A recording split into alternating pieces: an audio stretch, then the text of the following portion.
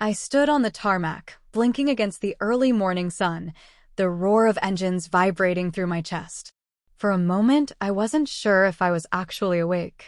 Maybe this was one of those strange, disjointed dreams where everything looked real but felt just off enough to raise your pulse. I'd dressed in soft cream linen, hair curled, nails done, clutching the envelope with our itinerary. Happy 10th anniversary, the front had read in looping gold script. But apparently, the punchline had been reserved for me. Across the private runway, Damien Shaw, my husband, or whatever title still applied, was surrounded by a cloud of glossy people. His executive assistant trailed behind, fingers flying across her phone. Two men with influencer energy filmed something on their phones, laughing like this was just another glamorous Thursday. Damien didn't even glance in my direction until the stairs to his jet lowered and he was halfway up. That's when he finally turned, eyebrows raised in mock surprise and that smirk. "This is a solo business retreat now," he called out casually, as if he was letting me know we were out of almond milk. No apology. No explanation. Just that smirk. I don't know what possessed me not to scream. Maybe I'd done enough of that over the past year. After the dinners he skipped, the lies that sounded so polished I'd start doubting my own memory. I stood still, nails digging into my palm, watching him vanish into the belly of his jet like a magician escaping a trick. The door sealed shut behind him. The assistants scurried up the stairs. One of them, Jade, I think her name was, gave me a tight, uncomfortable smile. She had the decency to look mildly guilty, like a child caught taking something that wasn't hers. I didn't smile back. I just turned and walked away, my heels tapping against the concrete with a rhythm that almost felt like defiance. Inside the terminal, it was strangely calm. The air smelled like fresh croissants and jet fuel. I passed a sleek black and white Shaw Technologies ad, our company. Or, as the media loved to call it, his empire. The irony wasn't lost on me. 10 years of marriage, of giving everything, and I had become a footnote. A +1. Well, not anymore. I walked straight to the ticket counter. My hands weren't shaking. Not even a little. "One first-class ticket," I said, meeting the agent's eyes.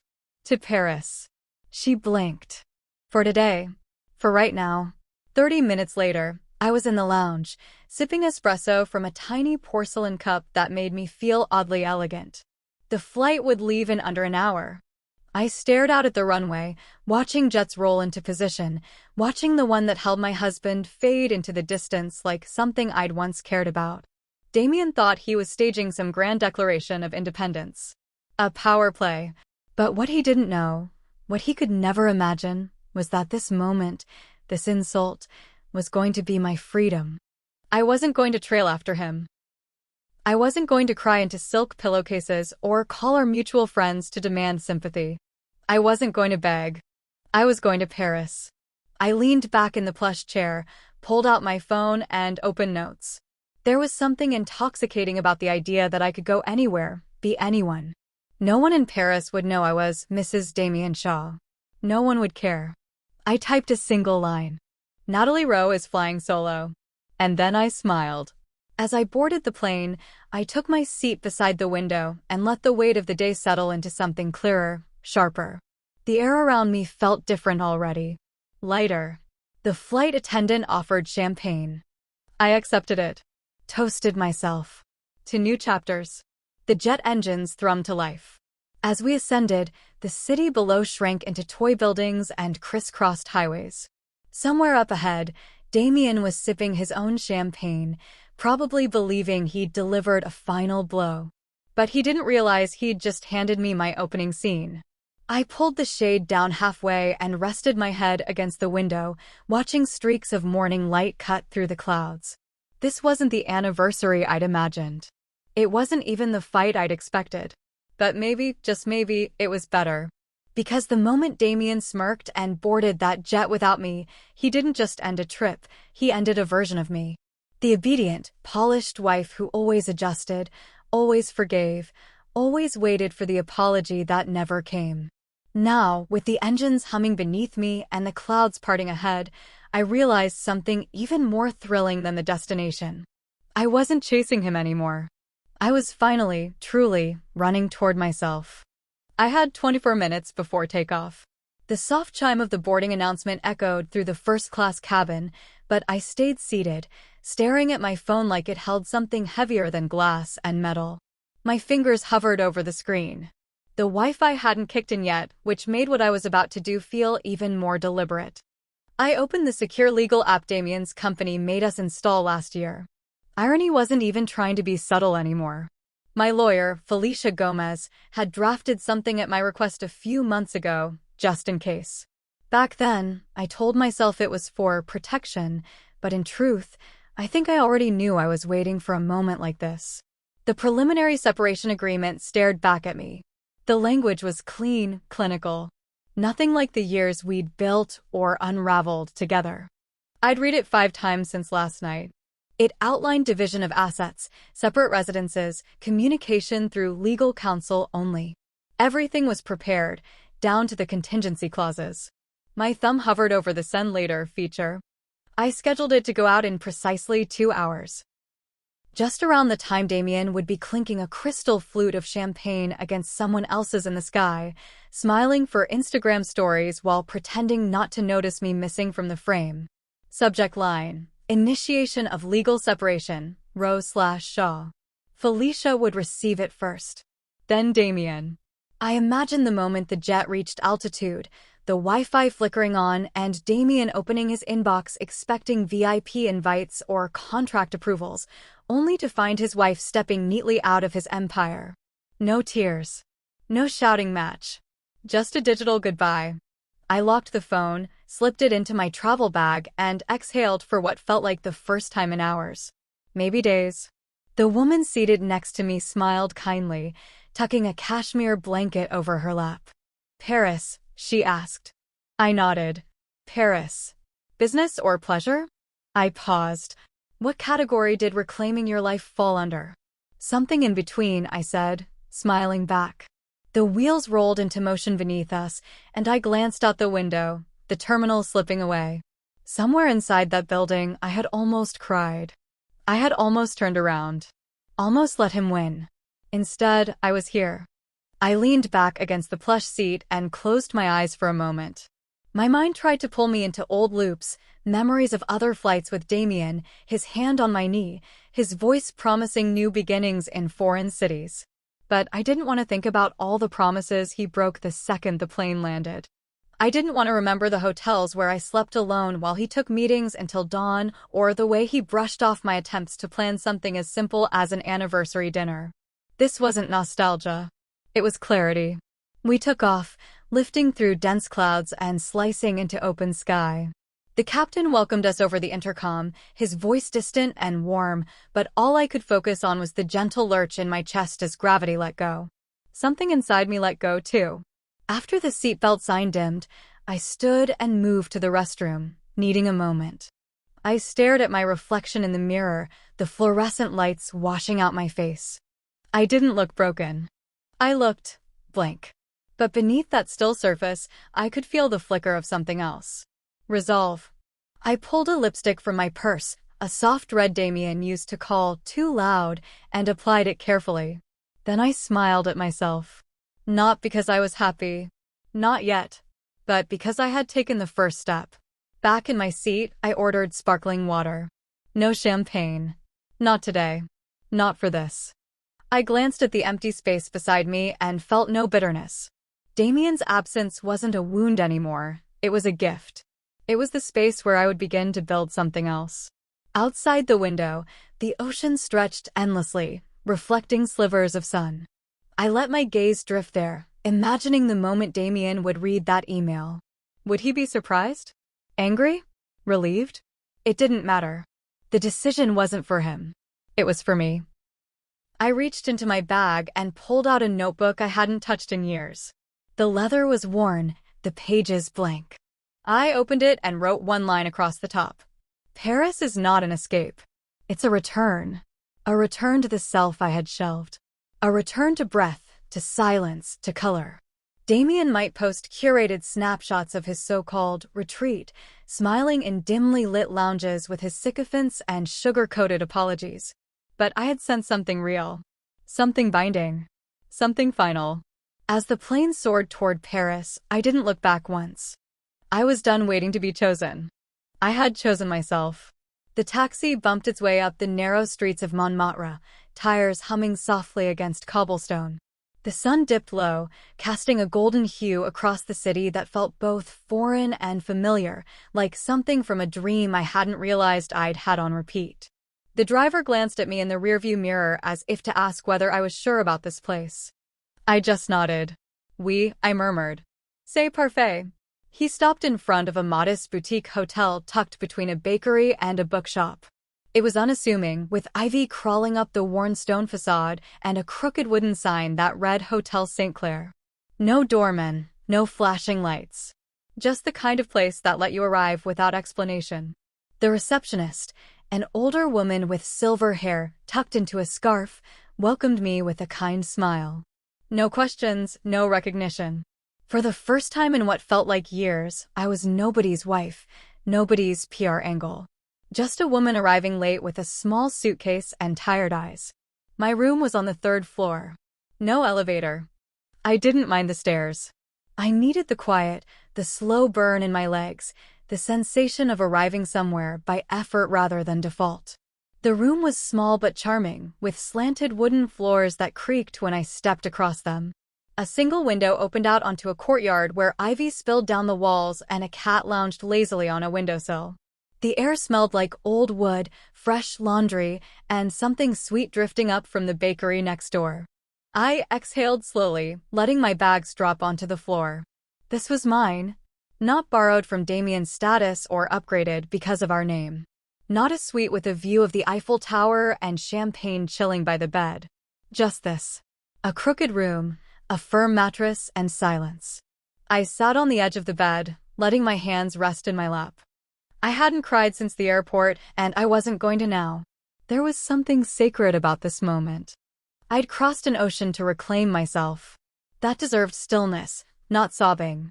Beside the bed, I noticed the drawer didn't quite close. I opened it and smiled. A forgotten paperback, its spine cracked and pages dog-eared. La femme qui voulait être elle-même, the woman who wanted to be herself. I couldn't have asked for a better omen. I changed into a loose sweater and jeans, pulled my hair into a bun, and reached into my suitcase. Beneath the carefully folded clothes was the one thing I'd brought just for me, my old camera. I hadn't touched it in years. Damien used to tease me about it, called it your little hobby, always with a patronizing smirk. Said I should let the professionals handle the visuals. That was back when I still thought marriage meant compromise instead of erasure. The weight of the camera in my hands was oddly comforting. The leather strap, the click of the shutter, it all came back like muscle memory. I slung it over my shoulder and stepped back into the hallway. Outside, Paris breathed around me. Children laughed in the distance. The scent of butter and sugar clung to the air. People moved with purpose, yet without rush. I walked aimlessly, letting my feet guide me through narrow alleys and quiet streets. The city felt like it was holding me gently, whispering that I didn't need to explain anything, not here. I passed a flower stand bursting with color and, without thinking, lifted the camera and snapped a photo. The vendor glanced up and winked. I smiled back. I didn't ask permission. I didn't hesitate. I just let the shutter fall where it wanted. By the time the sun fully set, I had a dozen images, an old couple holding hands, pigeons taking flight in front of Sacré-Cœur, a little girl peeking out from behind her mother's scarf. None of it curated. None of it staged. I returned to my room, my cheeks flushed with wind and something else I couldn't quite name. I sank onto the bed and reviewed the photos slowly, each one telling me a little more about why I had come here. Not just to leave Damien. To find Natalie again. To remember what it felt like to see beauty and want to capture it. Not for approval, not for likes, not even for anyone else. Just because I wanted to. The room was still, the night outside thick with quiet. I wrapped myself in the duvet and looked up at the ceiling, tracing the faint cracks with my eyes. Damien was probably still surrounded by people, noise, cameras, validation. Let him have it. I didn't miss it. Not even a little.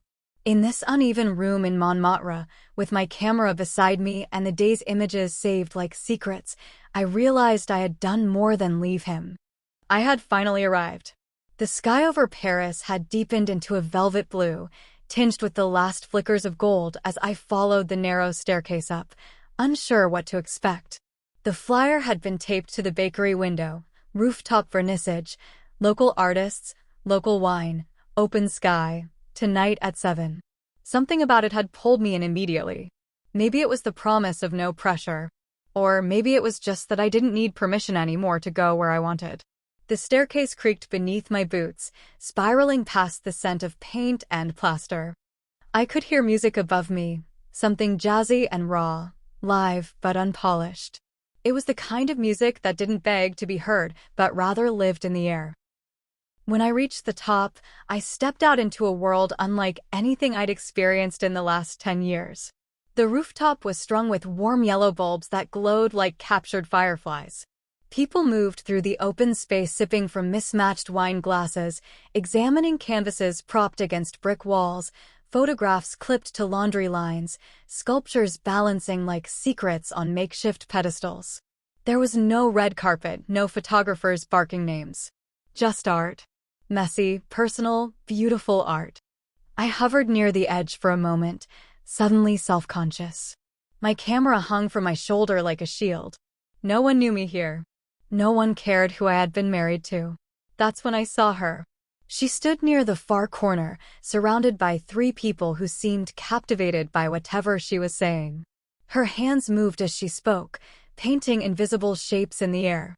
Her hair was short and silver blonde, shaved on one side, curling wildly on the other. She wore a black linen jumpsuit speckled with white paint and had a way of holding her wine glass like it was both casual and intentional. I couldn't explain why I kept staring.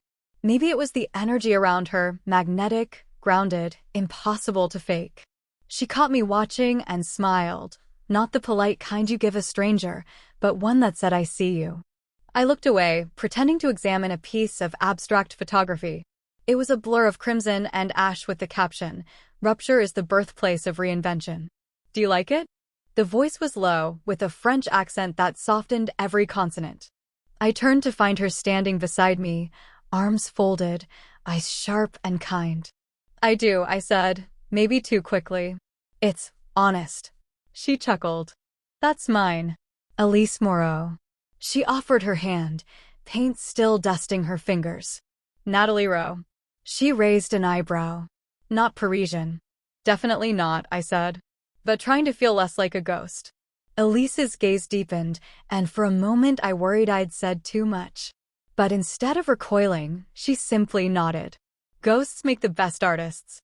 They see what others overlook. I couldn't help but smile. She looked at my camera. "You shoot."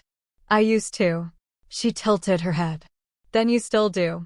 It's just dormant. Like an ember." I glanced at the images strung behind her, portraits layered with graffiti textures, digital collages that felt like memories peeled apart and glued back together.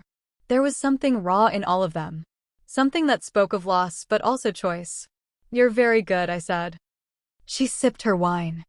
"I only make what I need to understand." A gust of wind rustled the string of photographs above us, sending a few spinning lazily. She reached up to still them, then looked back at me. "There's a workshop tomorrow. Here. Morning light's best for clarity." I hesitated. My reflex was to decline. That's what I always did, say no, stay in the background, keep my creative urges private so Damien wouldn't call them distractions. But this wasn't that life anymore. This wasn't that version of me. "What kind of workshop?" I asked. "We reclaim images. Rewrite them. We take what tried to define us and rebuild it." I swallowed. The camera strap felt heavier on my shoulder. "You don't have to be a professional," she added. "You just have to be willing to stop hiding."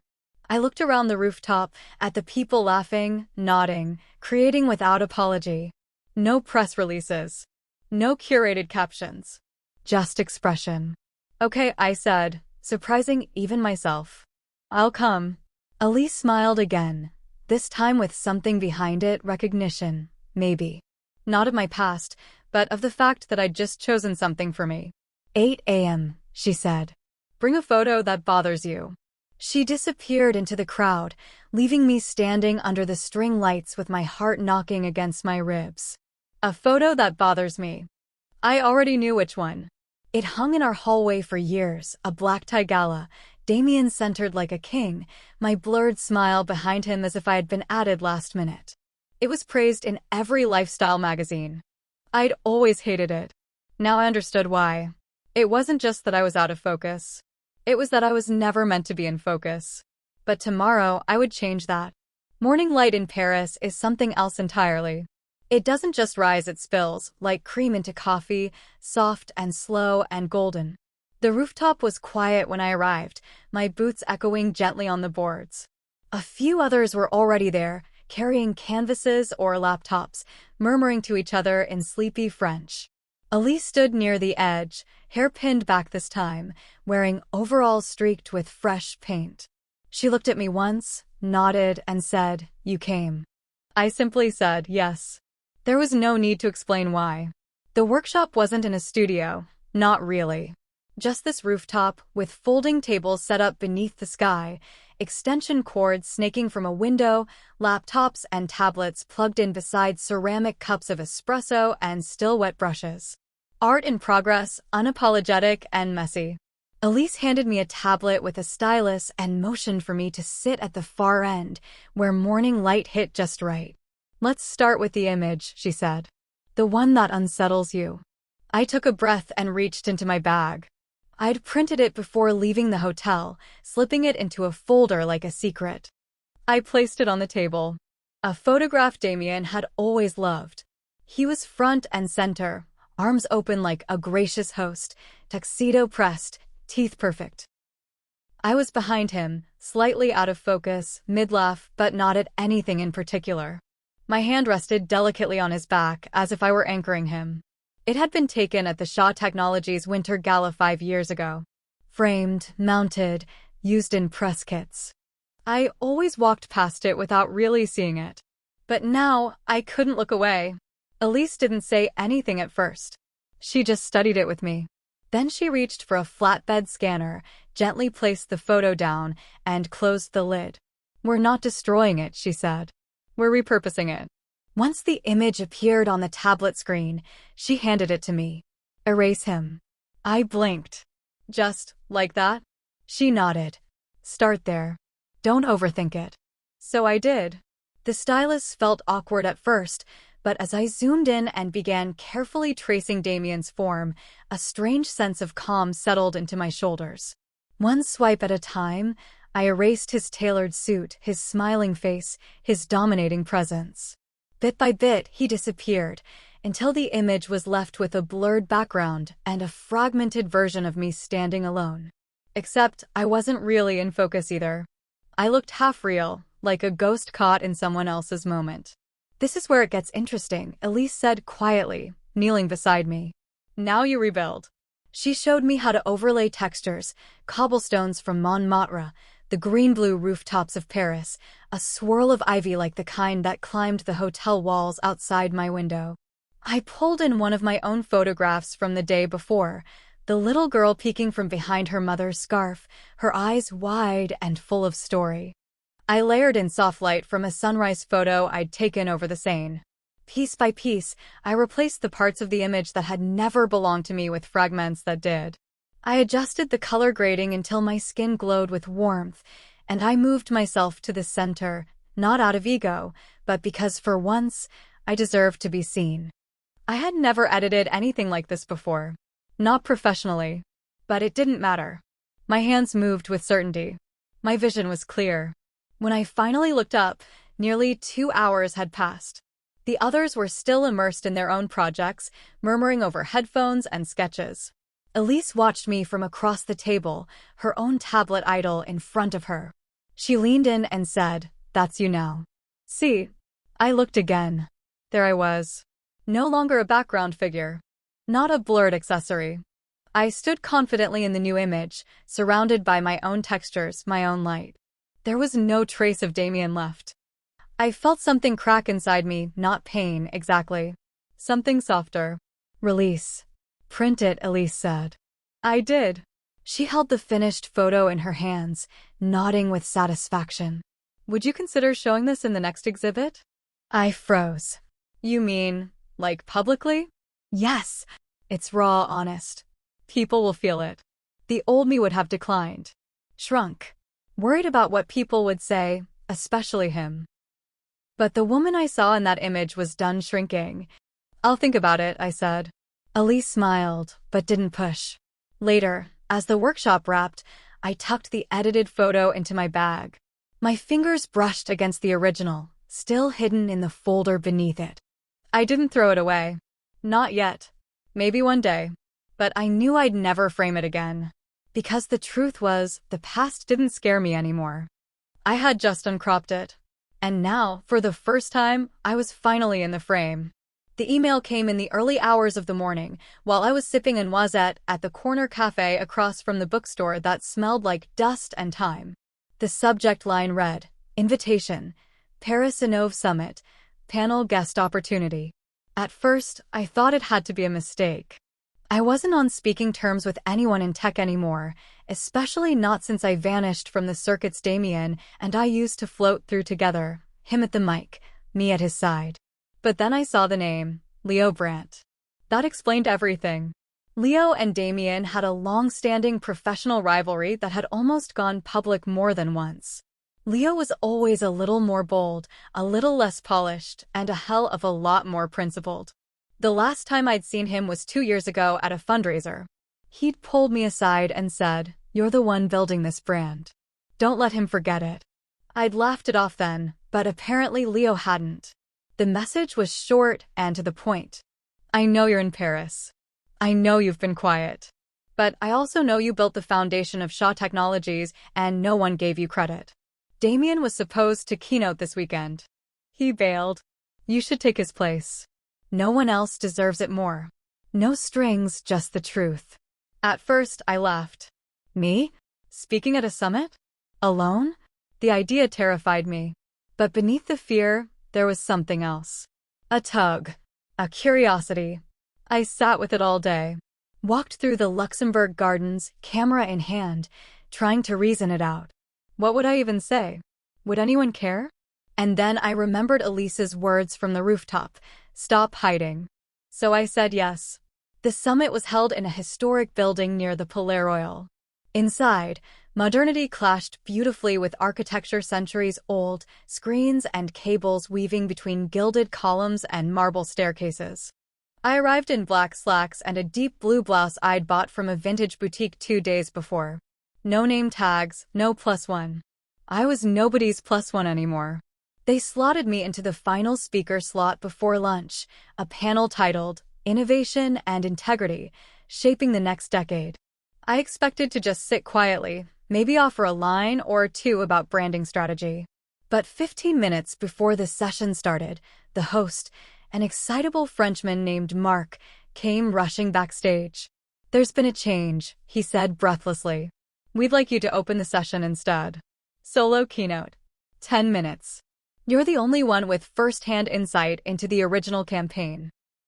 I blinked. I wasn't scheduled. I know, but someone recognized you during setup. They remember. You're Natalie Rowe. The mind behind Momentum. Momentum.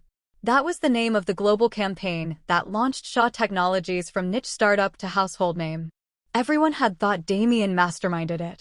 Only a handful of us knew better. I'd written the original pitch deck on a napkin in Rome, refined the brand voice over dozens of sleepless nights. But when the campaign blew up, the spotlight stayed firmly on him. I'd told myself it didn't matter. That we were a team. God, I had lied to myself so well. Now, as I stood backstage, microphone clipped to my collar, I stared out at the packed room. Investors. Entrepreneurs. Journalists. A dozen familiar faces. And I realized something almost funny. I wasn't scared. Not anymore. I stepped into the light, heels echoing slightly on the wooden stage. The screen behind me displayed my name. Not his. Natalie Rowe, I began, former co-architect of Shaw Technologies, current believer in reclamation. There was a beat of silence. Then, the kind of lean-in stillness that told me they were listening. I didn't come here to talk about metrics or market share. I came here to talk about what happens when you give away your voice and how you get it back. I spoke about building a brand behind the scenes, about the danger of silence being mistaken for consent, about the loneliness of being invisible in your own story. I showed 3 slides, one of our first product sketch, one of the final campaign ad, and one of the reworked photo I'd created with Elisa's help. This, I said, pointing to the final image, is me. Finally. In focus. The room didn't erupt. It didn't need to. The silence was heavy with respect. When I stepped down, Mark caught my hand and whispered, "That was the keynote we needed." Leo met me by the exit with a crooked smile. "Told you," he said. "I thought it'd be smaller," I admitted. He shook his head. "You don't do small, Natalie. Not anymore." And for the first time, I believed him. The message came late at night. I was sitting by the window in my hotel room, sipping a glass of red wine, watching the glow of Paris streetlights spill across cobblestones. My phone buzzed once. I expected it to be Elise or maybe Mark from the summit, but it wasn't. "Damien, let's talk." Just us. No lawyers. For a full minute, I didn't move. I just stared at the screen, the words burning against the calm I'd fought hard to build. He hadn't said anything in days. Not when the separation notice went out. Not when the summit article quoted me by name. But now, suddenly, he wanted to talk. I typed a reply, paused, erased it. Then I typed again. "Me, Café Les Deux Megos. Tomorrow at 10. Come alone." The next morning, I walked there with steady steps. My nerves hummed just beneath my skin, but I wasn't afraid. Not anymore. I wore a plain white shirt, dark jeans, and no makeup. Exactly the opposite of the polished woman I used to be beside him. I wanted him to see me like this. Unarmored. Unapologetic. When I arrived, he was already there, sitting at a corner table with an untouched espresso and sunglasses pushed up into his hair. He looked older somehow. Less sharp. Still handsome in that calculated way, but the edges had dulled. He stood when he saw me, like he still believed in etiquette. I sat without greeting him. "So," I said. "Talk." Damien sighed and leaned back.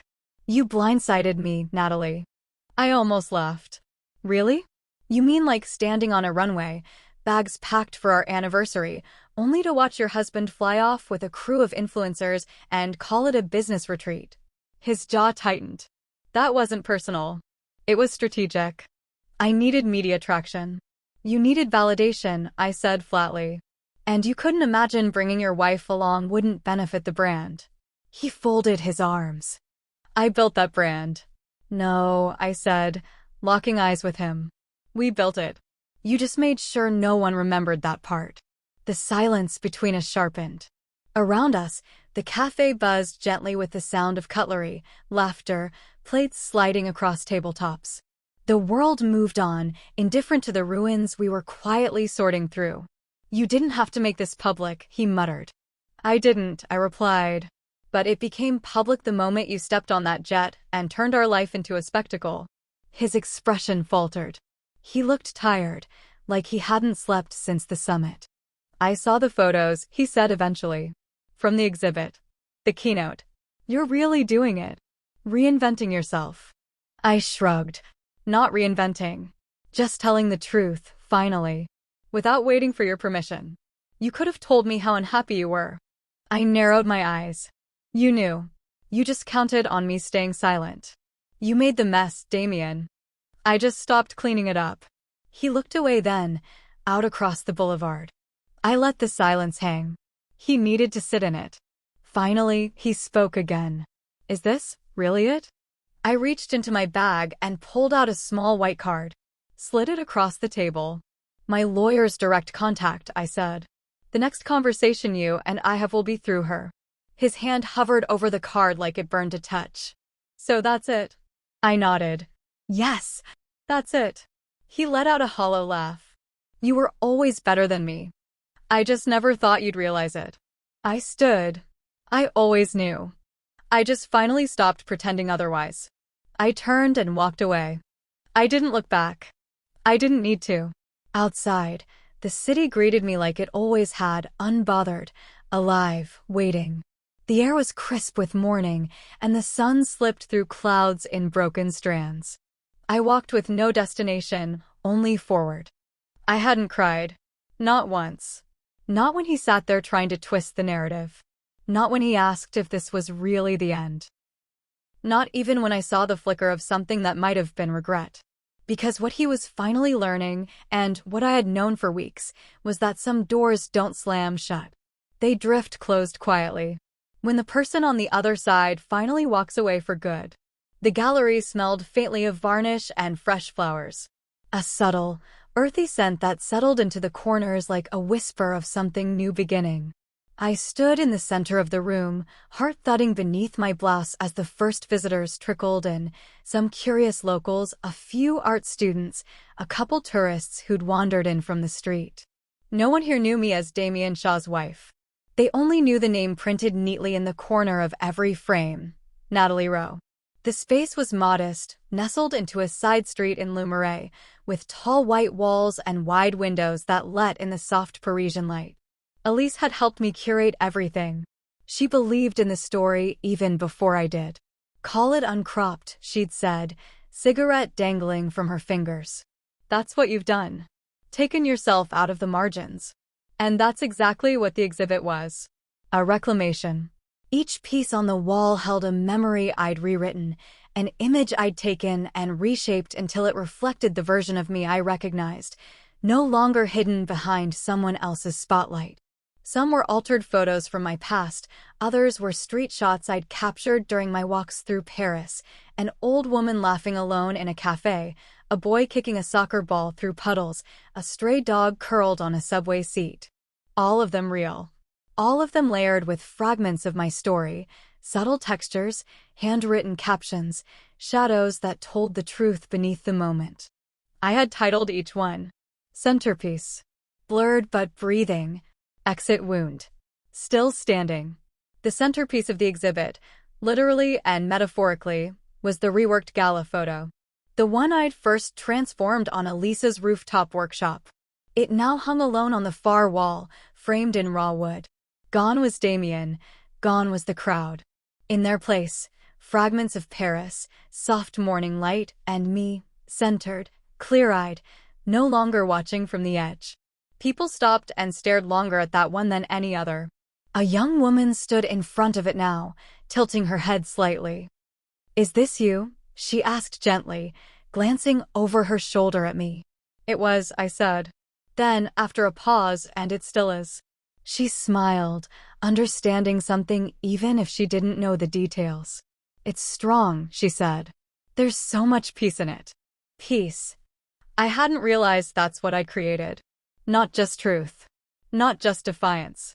But peace. As the afternoon passed, the gallery filled. Strangers nodded at me, asked questions, shared what the images stirred in them. A woman with tears in her eyes told me one of the photos reminded her of leaving her marriage 5 years ago. A man asked how I'd achieved a certain texture overlay. A group of art students took notes and whispered excitedly, arguing over symbolism. I didn't correct them. I didn't explain. The work was there to speak for itself. Elise found me near the back, holding 2 glasses of champagne. She handed me one and clinked it gently. "To your first show," she said. "Sold 3 already, by the way." I blinked. 3. She nodded. "And a collector from Amsterdam asked if you do commissions." I laughed, quiet and incredulous. Not out of disbelief, but wonder. For years, I had been told my work was secondary, something to indulge in between real responsibilities. Now people were buying it. Wanting more of it. Wanting me. "Does Damien know?" I asked suddenly, surprising even myself. Elise raised a brow. "Does it matter?"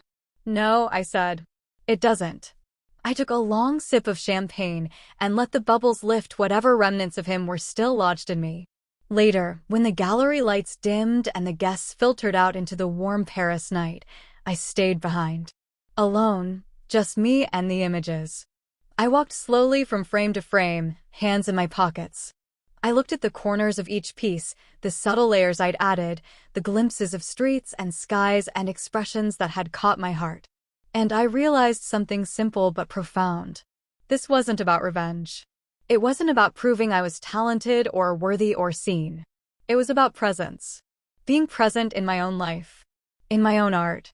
In my own story. I was no longer cropped out. No longer a blurry background figure in someone else's masterpiece. Now I was the artist. And this gallery, this moment, was the beginning of everything I hadn't yet dared to imagine. The room was still when I woke, sunlight draped across the floor in quiet ribbons. Paris was beginning to stir just beyond the window, the muffled sounds of shopkeepers unlocking doors and the distant hum of mopeds weaving through the waking streets. I lay there a moment, wrapped in linen sheets that smelled faintly of lavender and detergent, letting the silence wrap around me like a second skin. It was my last morning here. I'd packed the night before, folding clothes with care, slipping film rolls into their cases, tucking away handwritten captions and gallery notes. The photo of me, uncropped and whole, was rolled carefully in a cardboard tube, ready to be framed somewhere new. The exhibition had ended, but something much bigger had opened in its place. I reached for my phone on the nightstand, mostly out of habit. The screen glowed to life, and that's when I saw it. A message. From Damien. Do you still love me? Just 6 words. No punctuation. No greeting. No apology. I stared at it, blinking once, then again, as if the words might shift under my gaze. But they didn't. They just sat there, waiting. Heavy. Loaded. Desperate. It wasn't anger that stirred in me. Not even sadness. Just a kind of tired clarity. I thought about what that question really meant coming from him. It wasn't a reach for reconciliation. It was a reach for relevance. He could feel me slipping away, not as a person, but as a possession. As something no longer orbiting around his gravity. There was a time when I would have melted at that message. When I would have read it a dozen times, dissected every word, wondered what he really meant, what I should say, how to fix things. But that version of me had stopped existing somewhere between the runway and the rooftop workshop. I didn't need to fix anything. I didn't owe him an answer. I placed the phone face down on the nightstand. Not today, Damien. Not ever again. I rose slowly, padding barefoot across the cool floor to open the window. The breeze rolled in, carrying with it the scent of espresso, rising dough, and faint traces of last night's rain. I leaned against the frame and closed my eyes, listening to Paris breathe. Everything inside me felt still. Not numb, present. After showering, I pulled on a simple black dress and tied my hair back in a loose bun. No makeup, no performance. I wasn't preparing for anyone but myself. I slipped on my camera, letting it rest comfortably against my chest, and grabbed my bag. Before leaving, I picked up my phone once more. I didn't open the message. I didn't reread it.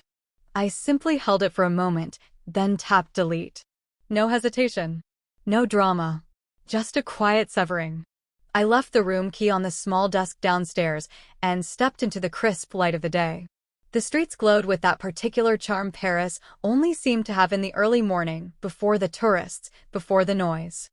I walked without a plan, just letting my feet carry me. Past the cafe where I'd met Elise. Past the bookstore where I bought the journal I'd been writing in every night.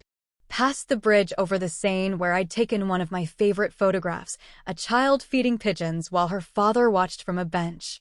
Eventually, I stopped at a bench near the water, the kind worn smooth by countless strangers. I sat, pulled out my journal, and flipped to a blank page.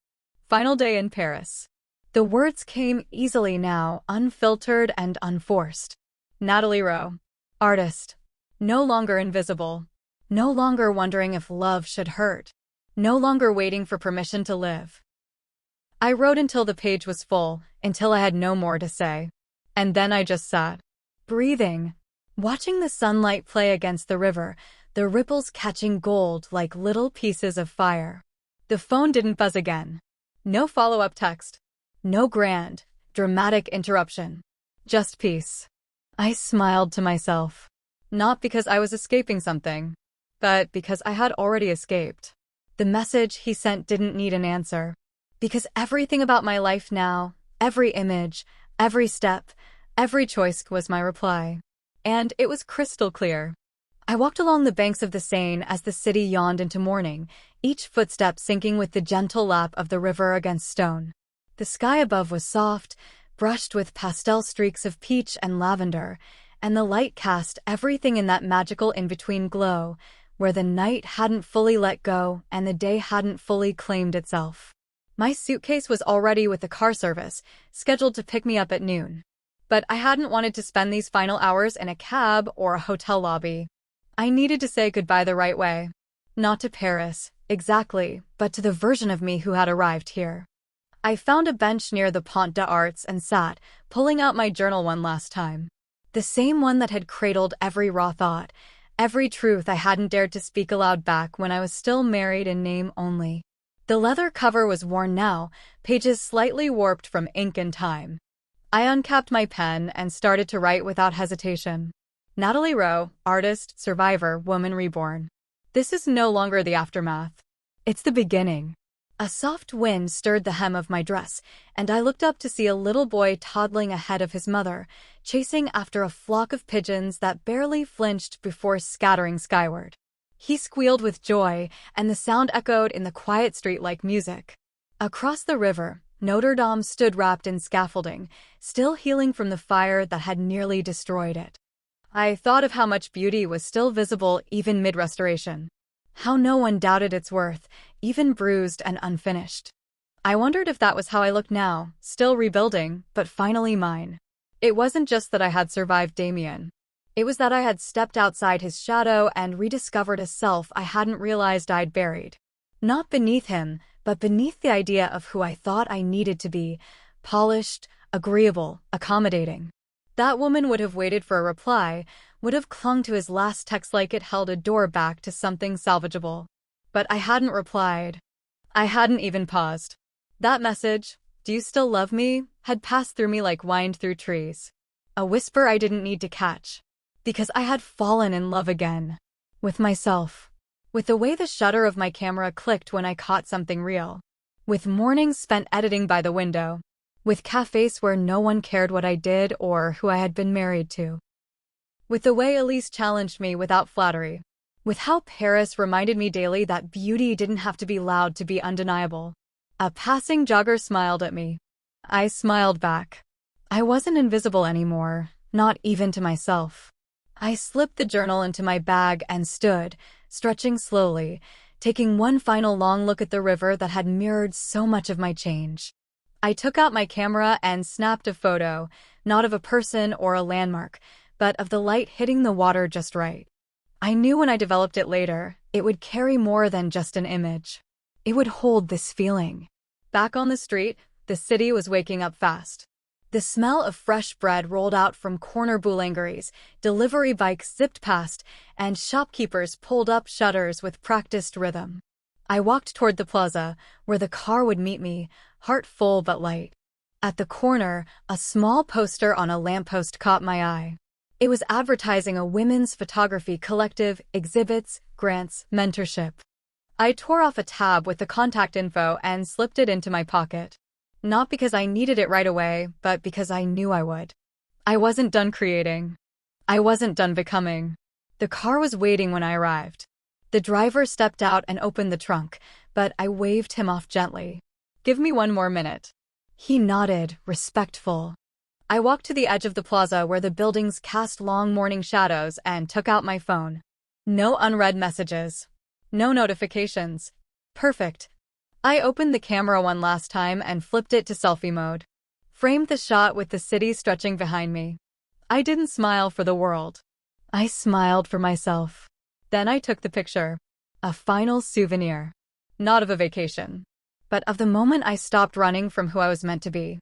I climbed into the car, leaned my head against the window, and whispered to the city as it rolled away beneath me. "Thank you for giving me back to myself." I didn't know where I was going next. Not entirely. But I knew who I was bringing with me. And this time, I wouldn't leave her behind.